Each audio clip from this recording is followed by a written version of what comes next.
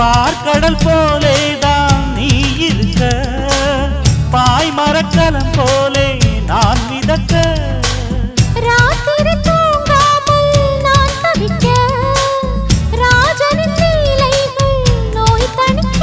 வெட்கம் தீர நான் உன்னை சேர, தொட்டு விளையாட ஆனந்தம் கூடாது. பாண்டியனின் ராஜ்யத்தில் உய்யலாலா, வேண்டி நின்ற பைங்கிளிக்கு உய்யலாலா.